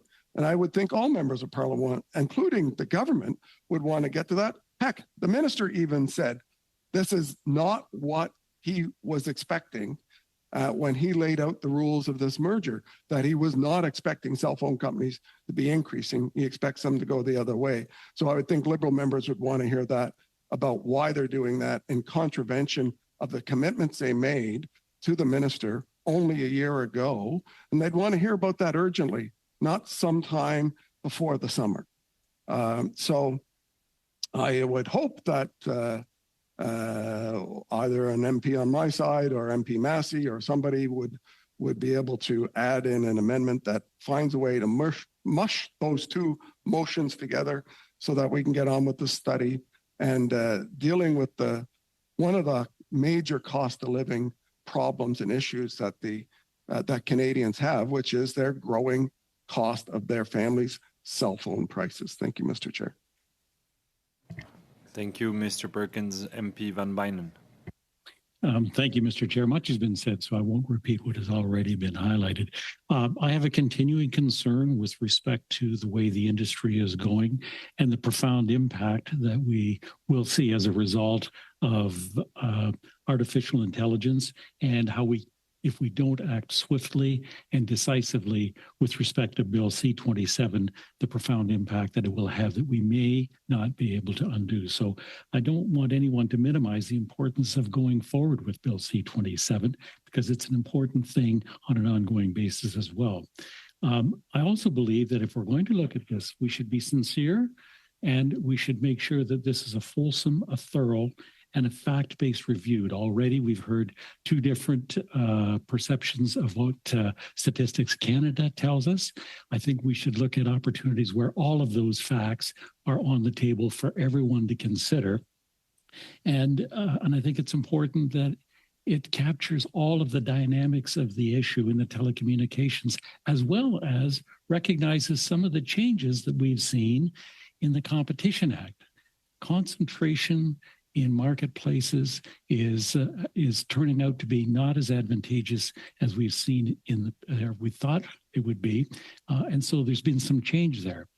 And I think we need to give thorough thought, and I think we need to give this the time and the framework and the scope that's being proposed in Mr. Lemieux's motion. So I would agree with the suggestion that Mr. Turnbull has made.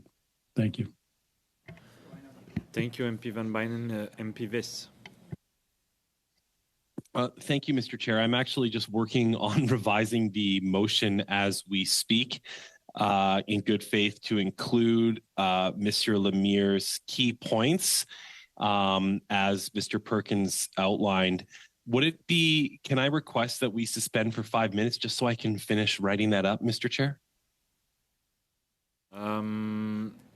Without I see we have Mr. Massey. Mr. Vis, we'll go to Mr. Massey first, and that'll give you more time, and I'll get back to you after Mr. Massey. Thank you. Mr. Massey. Thank you, Mr. Chair. And yeah, I've been looking at this as well, too. And I'm just wondering, so, and maybe you can answer some of this a little bit, too, is I'm looking at the motion here, and there are some, inclusions here that Mr. Perkins has that we can expand it. There's no doubt about that. I still think this is really more of a subset of Mr. Lemieux's motion, but that's just my personal opinion, and I don't want to challenge the chair on it, but I still think that this is covered off with what we've already addressed, and we just didn't sign a date to Mr. Lemieux's motion, really. So if we were trying to work this through, though, I'm also worried about it being unintentionally a trap that also complicates ourselves getting the proper witnesses because of the date timelines in here, and trying to shoehorn this on the fly to make it somehow work. And then we only have a week next week really to meet, because the following week we have our caucuses that we'll be attending. And so that'll also affect our capabilities. And we're also, I mean, I'm working on constituency stuff right now.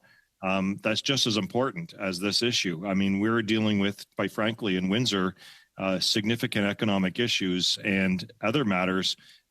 This obviously is crucially important to constituents here, but there still is several other things that we're dealing with. So I don't know what else to abandon.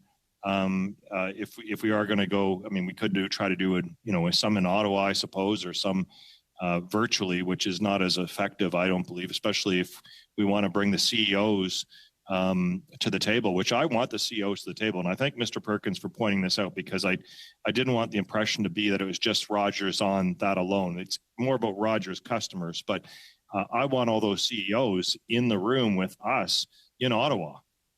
That's what I would preferably have, is trying to do it properly. So I don't know how today we can do that. And maybe Mr. Viss will come back with something. But at the same time, I'm just wondering whether the best process for us is to agree to, some elements of the motion that we're going to do work on this, whether, and, a motion that would say that we're going to merge Mr. Perkins and Mr. Lemire's motion, that a simple one like that, and then go to planning so we can get the proper resources. Because here's kind of what we can do is we could actually, try to get in a couple meetings if we can, then find some really important, interesting stuff that needs to be followed up on. I've listed a litany of things I won't go through again. And then we find out we don't even have the House resources for them. And then we can't make a decision on how we allocate C27 and a new study on this. And then we bring in one or two people from the industry. We leave the others out because we can't accommodate the time frames. And we're stuffed in the doldrums as a boat with no sails, or no wind in the sails, waiting to find out if we can actually get some time. So maybe, Mr. Chair, you could provide some guidance as to the challenges of trying to get the witnesses. And if we have to subpoena a witness, I want to subpoena a witness if I have to. This is a significant issue and important for me, for the CEOs. So if we have to do that, and we've seen CEOs come to the Parliament, come to our tables, and not even tell us at the right times the right things that are supposed to be happening. We even had that as an industry committee here. We had the CEOs of the grocery store industry, when they ended pandemic pay, all three of them on the same day, basically through a loophole in the system. And that's actually important work that came out later on that another committee is working on following up on. But it was important because it was this committee that actually brought the CEO grocery retailers the first time in Parliament here. And I don't want to forget that, because I want to do this right with the same CEOs that are right here. It's outrageous that this is going on. And I think, Mr. Perkins deserves credit for highlighting a particular case in the whole whitewash on Canadian consumers that's taking place.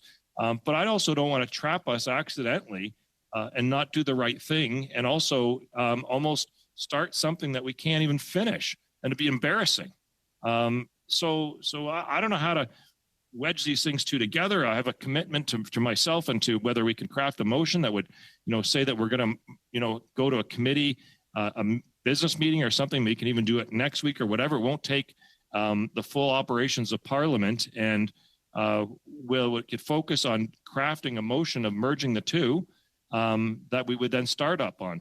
Because if we don't, then what do we do? Is if we get one meeting or half a meeting, or we get, maybe a couple people at the table one day and nobody else can show up. And then we're not going to have any credibility with the CEOs and the public if we giving people one business week to come in front of Parliament and that's going to light up the whole argument that they have to do it virtual and not even attend. That's going to give them tons of credibility on that. And then second of all, they'll be able to escape that. And we've seen that on other industry initiatives that have been, put aside from our committee or gone to other committees, where we've had a hard time procuring witnesses at certain times at the last minute. And some of that stuff is still spinning its wheels because we're having a fighting time to get people to show up. So my suggestion at this point in time is to see whether there's enough support to stand this down to some degree, but also to have something that's committed so that it gets the confidence of the author of the motion and also the other author being Mr. Lemire, who's sincerely been waiting. Like, he put that study forth a long time ago. And he did it with sincerity that it would actually be one of the things that would actually be taken up when we had time and it was a priority. So we have that commitment as well, too. And that was talked about when we were at the table. We said that to Mr. Lemire. We all did. We said that if we had some extra time, we had some extra resources, we would go back and look at what we had done. And that's why we passed it. We passed his motion. We didn't have to pass his motion. We could have just put it off to other business. We could have just put it off something else. I haven't even proposed a motion for how to actually go about time use in this parliament session for industry, because I actually do support what Mr. Lemire has put forth as a priority. And that's the reason I don't have one that's sitting on the books waiting and haven't pushed the committee to endorse it just for a political point. It hasn't been done because Mr. Lemire actually has something that's pretty darn important. It's a pretty good way actually looking and using some of the previous industry committee work. So my concern again is that we accidentally end up boxing ourselves in. So I recognize the value of this motion, but I think it makes Mr. Lemire's point in motion much stronger. And if we could somehow merge them with a commitment to do so, if we have to do it through a motion, so there's a public commitment that we do care about what's been brought forth here today, and we do it in a way that solidifies that we're going to go and our subcommittee and get a final draft to bring it back to us, so we don't waste any time when we come back. When we come back to the House of Commons, bang, first meeting. We can actually then do the final stuff on that, and we could even then hopefully move on to C27 right away as we start to line up the witnesses for this motion or the final one that we have. So that might be a better use of our parliamentary time, resources, and provide a more concrete opportunity for others outside of the lobbying halls of Ottawa that always seem to get their time here that might also be able to participate in a more wholesome study. Thank you, MP Massé. I have MP Turnbull and MP Viss.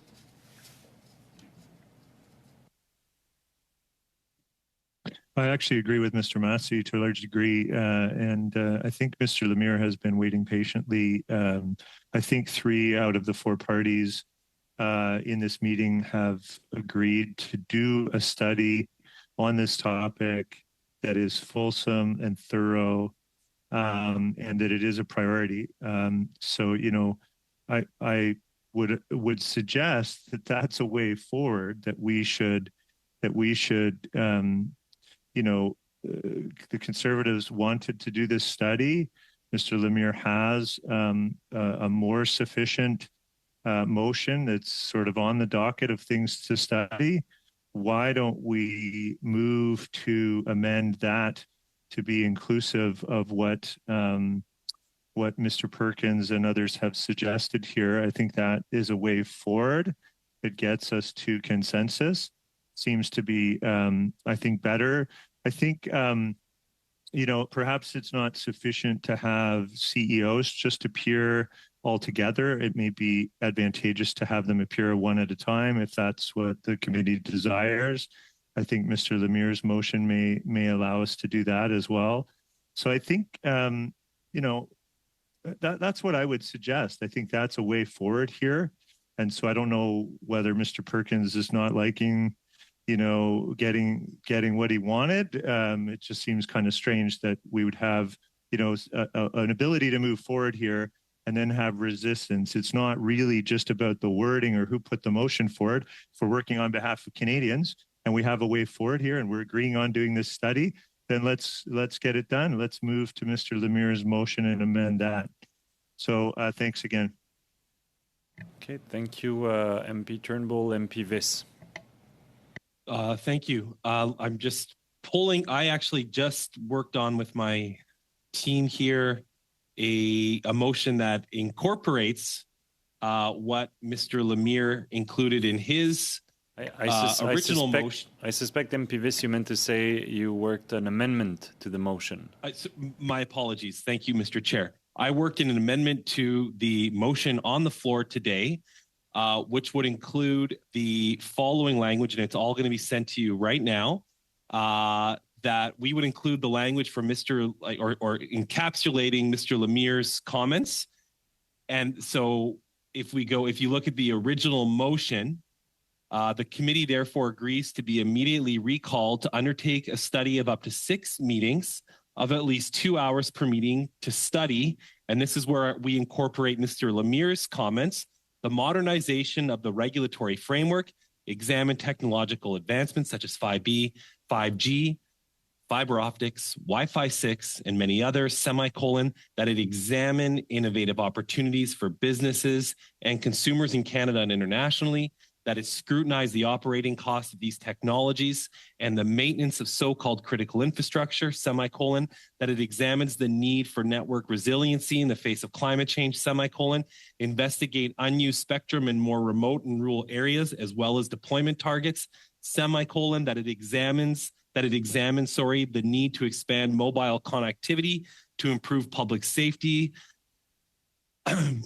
and examine telecommunications tower construction programs and infrastructure deployment financing. And then under subpoint A regarding Minister Champagne, and he appears by January 26, and under Mr. Staffieri, point B, and that he appears by January 26. So what the Conservatives are trying to do is encapsulate the existing motion of Mr. Lemire in good faith to work positively with our colleagues while acknowledging the intent of why we called this 106.4 in the very beginning was to hold the big telcos to account for increasing prices when they came to this committee on January 25th in 2023 and said that they would provide more competition, which means lower prices in Western Canada, especially just under a year ago. So that motion should be circulating right now. I encourage all committee members to take a quick look at it. Canadians don't want to wait till we get back. We can do this work right now on their behalf to address the affordability challenges that they're facing. Thank you, Mr. Chair. Point of order, Mr. Chair. Yes, MP Massey. Yeah, so I appreciate the work of Mr. Viss on this, but this is what I fear in terms of where this go. I believe it's more really about him amending Mr. Lemire's motion versus that of Mr. Perkins' motion. And so I think you need to do a ruling on that at some point. So let's get it and take a look, as opposed to, again, what I worry is that we've got another 25 minutes here. And I'd prefer to, again, I'd like to see you to have a look at that, because I don't want to get into a debate as to whether or not it's admissible, if some other members feel that way or not. But I suspect because of the way it's been done, it's kind of like the tail wagging the dog, and not because of Mr. Viss's work, just because of the way that the things have evolved. So no fault to his own or to Mr. Perkins or even to Mr. Lemire.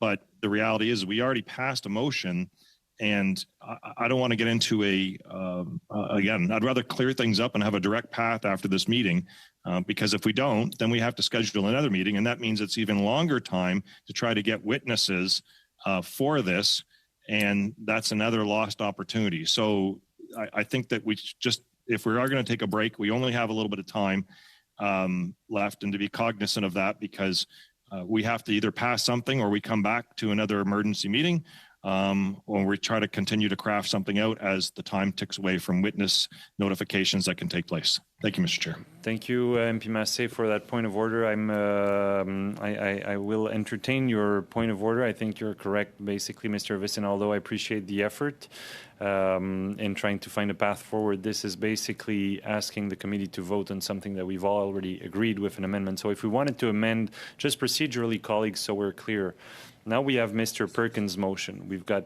different path. Either we adopt the motion or we defeat it. Either we amend the motion or not. If the motion is defeated, a member could bring another motion that would seek to amend Mr. Lemire's motion. This would need unanimous consent for us to revisit a motion that's already been voted on by the committee.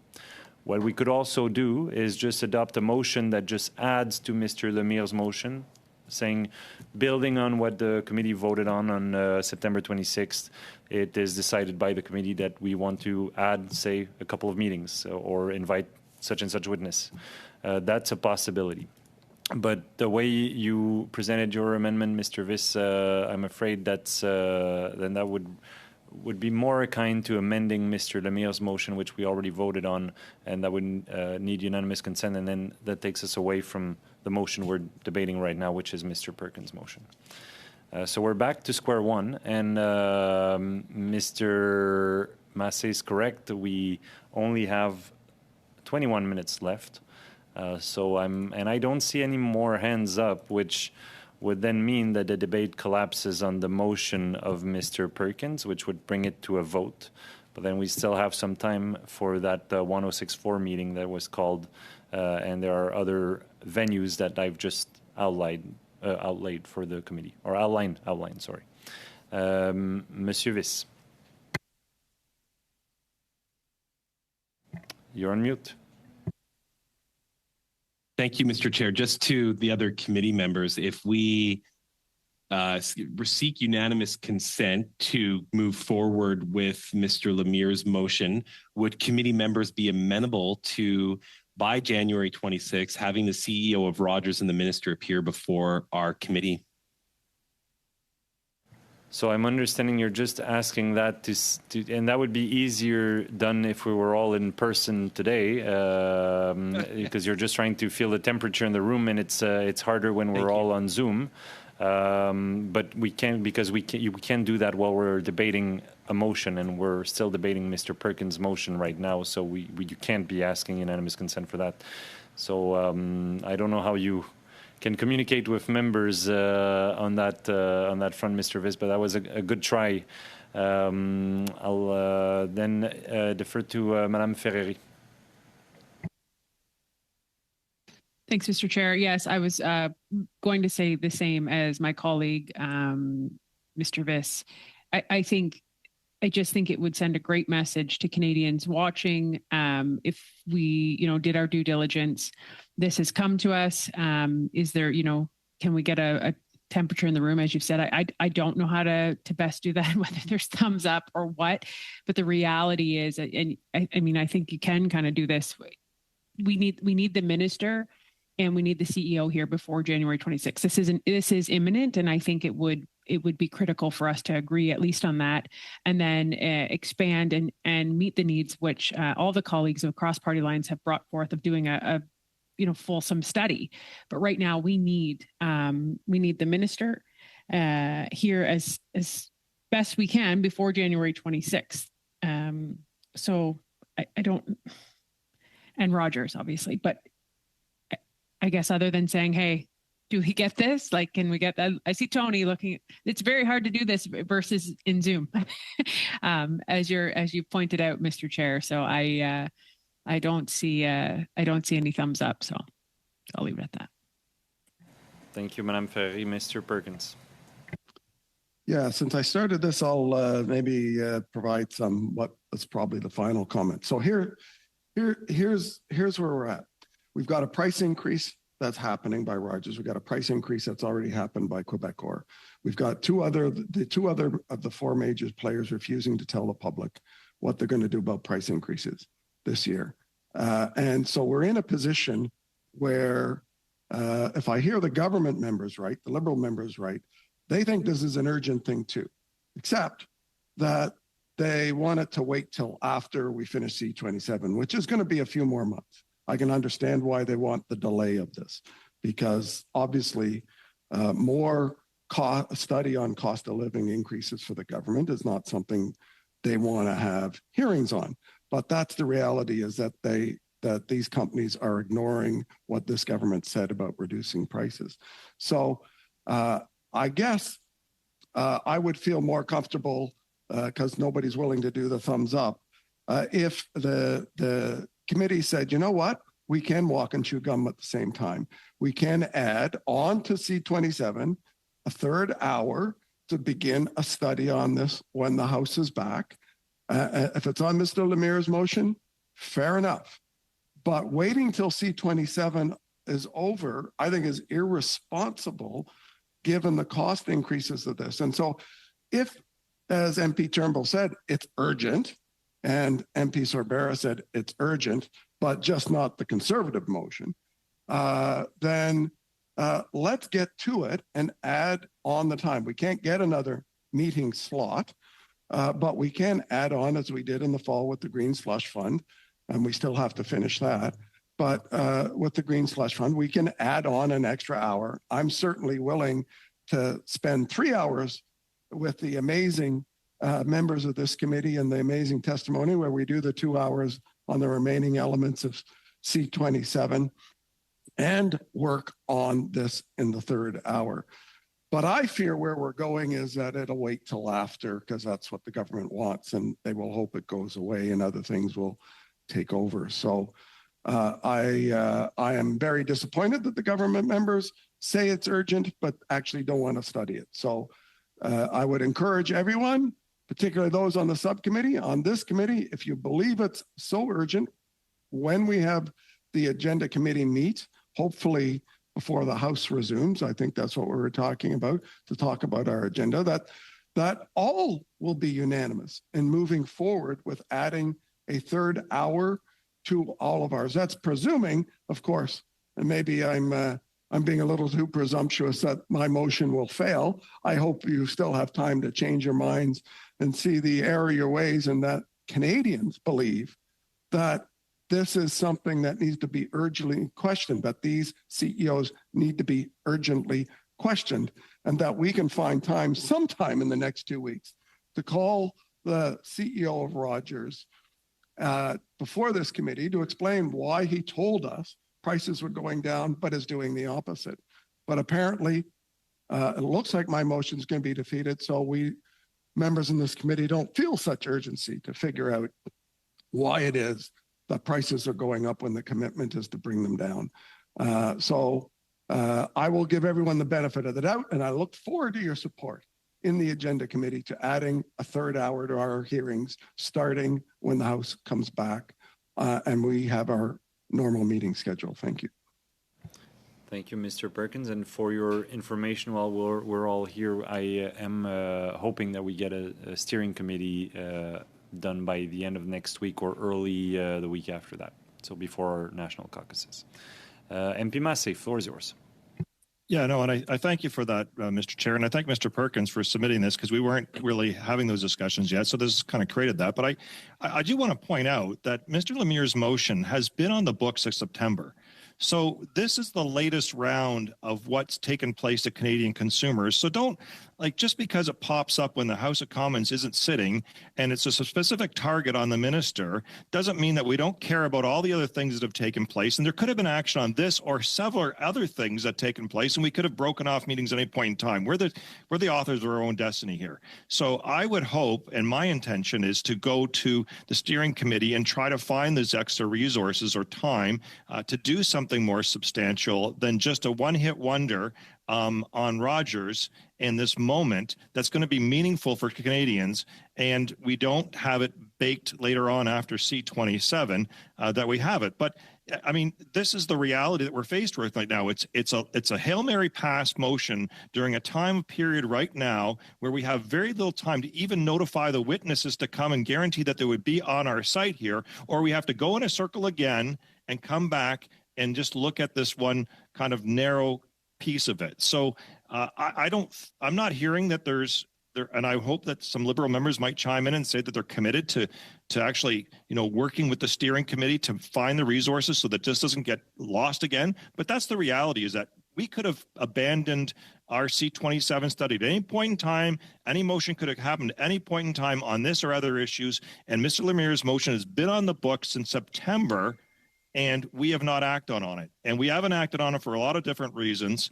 And I hope that we can actually then do what you're saying, Mr. Chair, is to meet together and get an appropriate combination that's more, gives also, the mere fact is that Mr. Lemieux does some credit by being ahead of this. I mean, he's not reacting to what's just taken place in a small subset of the larger problem in industry. Mr. Lemieux actually approached the committee in earnest, with a motion, put it on the table. We voted and supported on it, and it's been sitting patiently, and he has been in this committee. So I'm hoping that other Liberal members will commit to making sure that we're going to do more than just wait around to see 27. That's not the intent at all. This is actually, for me, invigorating in the many senses that we're actually going to get to something that I think is very much where the committee should be spending some time on, because C27 is soaking everything up, but we actually have some of the biggest responsibilities. And I'll conclude with this, as this is why some of our work has been shopped around to other committees as well. And it's been done by certain parties that have tried multiple motions on the same subjects and different committees, trying to take work away from us, or we're not even finishing the stuff that we actually have passed motions on that is actually still have witnesses coming forth that are still there. So I guess the thing we have to discuss, whether it's going to be publicly now or later on openly or outside of our other meeting, we can do the subcommittee out in public as well too, is how we're going to abandon all the other work and money and investment that went into Sustainable Development Canada, went into the auto motions. Are we going to actually give all those things up as well too? I don't know. And I don't know how we solve that on the fly like this. So I just hope that we have a commitment here, though, to do what we should have done probably and been more proactive on Mr. Mullier's motion. Merci, Monsieur Massé. Madame Ferreri. Thank you, Mr. Massey. Madame Ferreri. Thank you, Mr. Chair. And listen, this is like going around in circles. It's super frustrating. I think, Mr. Lemaire's study is obviously relevant. There's something bigger here. The looming fact is we were elected as members of parliament to work. And I'm not understanding the rationale within this group. If I'm going to be honest with you, Canadians were promised cell phone bills would not go up with this merger. That was the promise of the minister. It is front page news. They're going up. They're going up in a cost of living crisis in one of the worst months of the year of January. I've tried to feel the vibe of the room here. Everybody has said, yes, this is a problem. And then, no, we're not going to vote in favor of this motion to bring forth the minister and the CEO of Rogers. So I put it forward as a friendly suggestion, but now because I couldn't get thumbs up, I'm just going to put it forward as an official amendment that to remove within the amendment that was put forth by my colleague, Mr. Perkins, it is the same motion, but I am removing C, D, and E. So you would keep that. You would still have Minister Champagne appear before the committee and Tony Staffieri, CEO and President of Rogers. These are questions that need to be answered. You have a big study of C27. We have the time. To say that we don't have the time to conveniently log on to our computers from our constituency offices and speak for Canadians who are suffering doesn't make any sense. We're talking, 2 meetings? This is 2 hours of our time. We were elected to do this. This is our job. So that's what I would put forward to the committee members. At least you're getting the minister in front. The minister has even said himself that he would use any tools necessary. He wants to deal with this. The Liberal minister has said he wants to deal with this. So what are we even contemplating here? It doesn't make any sense. So everything after Rogers in B. Okay, so just Tony. So just to clarify, again, the amendment would keep that A, stay as is, under B, Tony Staffieri, CEO and President of Rogers, end. So everything else after that would be deleted. None of Mirko, we're not calling on that. You can delete the rest of that. That is the amendment I am putting forward, that that they appear before January 26th. If we have to put that to the clerk, let me know. I just think this makes the most sense. We can agree on this. This is simple. You can hear this is what the minister has said. He will use any tools possible. Let's put Canadians first. Let's get this done. Thank you. Okay, thank you, MP Ferreri. So we've all heard the terms of MP Ferreri's amendment to the motion. So now we're debating this amendment, and I will recognize Mr. Turnbull. A point of order, Mr. Chair, if I could just clarify. Don't we have a motion from Mr. Viss on the floor as well? No, Mr. Van Bynen, I ruled this amendment out of order, irreceivable. Thank you. So we've got an amendment by Madame Ferreri on the floor. Mr. Turnbull.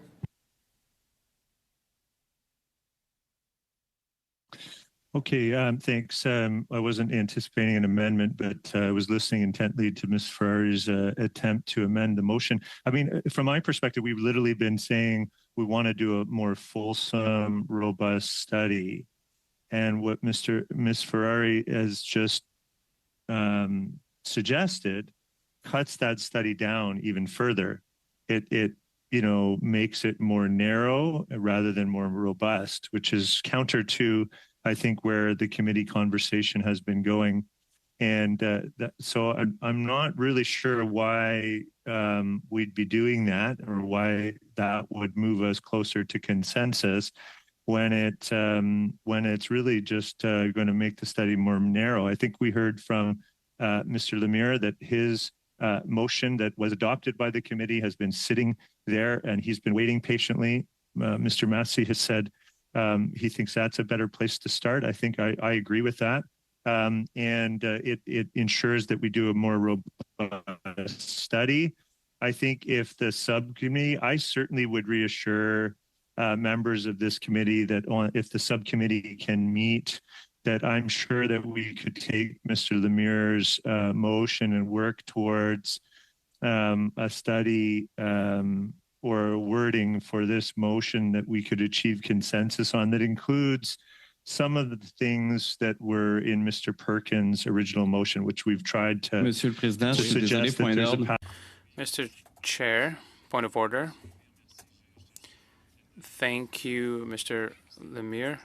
I was also informed by our interpreters. Low, and that makes it hard for the interpreters to hear you properly. Also, the image is freezing a fair bit. Maybe if you turn the camera off and pursue your comments, I don't know if that's going to help with our situation, if we can get back interpretation, because this takes up a lot of bandwidth. But it's been going on for some time now. Would you mind trying again, and we can see if interpretation works? I'm sorry about that. I've just disconnected my two other devices from the internet. So my apologies. That may improve things, or no? Yeah, no, it's not helping all that much. So I'll keep you on the back burner, Mr. Turnbull. I have MP Van Bynen and Mr. Viss. Maybe if you can connect it directly to the source, or in any event, we've got 4 minutes left. So I'll go to Mr. Van Bynen.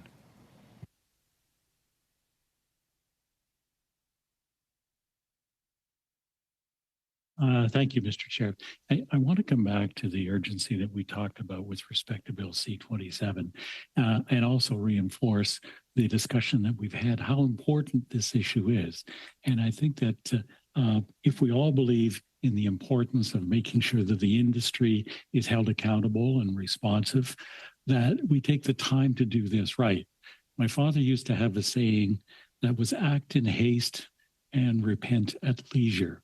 And my concern is that we're in such a rush to get this done that we're not going to have an accurate analysis of what the issue is. And again, I have to go back to the fact that there are a lot of components that are at issue here, not the least of which is investment in technology, not the least of which is the dynamics of competition, not the least of which is there's a difference between price and cost that's determined by the volumes that people have, whether the volumes go up or down. You could have the same price, and if your utilization goes up, the cost goes up. So there's a lot of things that need to be examined very thoroughly and very clearly and in depth and wholesomely. And I just go back to what I had said earlier. If this is important, I know that we should give it the fullness of our attention, that it needs to be prompt, but at the same time, and I've heard that we can walk and chew gum at the same time. We can do two things at the same time. My biggest fear is that we're looking at doing 1.5 things at the same time. And I'm really disappointed that we're not giving it the thoroughness that it needs. We're not giving it the level of investigation, the level of facts, so that we can have a fact-based decision and go forward with making sure that we're doing what's right for our communities.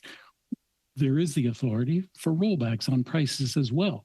But at the same time, we haven't done anything to slow down the runaway technology that Bill C-27 has. And that's a genuine concern that I have. So let's make sure that we're doing what's right for the country and not just trying to grab media headlines. I think it's important that we give full consideration to the issue at hand. And if we're genuinely concerned about it, then let's make sure that it's a thorough analysis, that we get all the facts.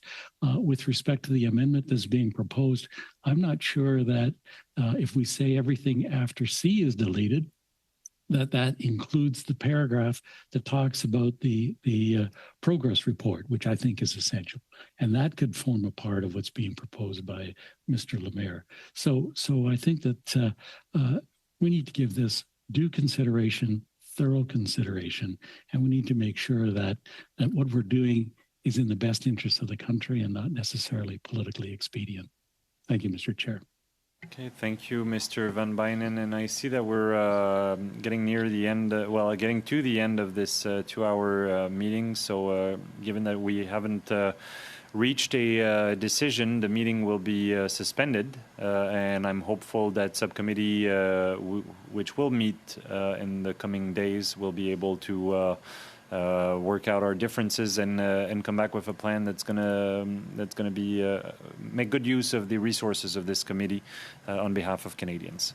So I want to thank you all for this first committee of 2024. It's good to see you all. Do we get to vote? No, the meeting is suspended because we've reached the time allocated for the hour. So unfortunately, then it'll be the first thing when we resume because meeting suspended and continues, as you all know. So the meeting is suspended. Thank you all. Looking forward to see you all in person.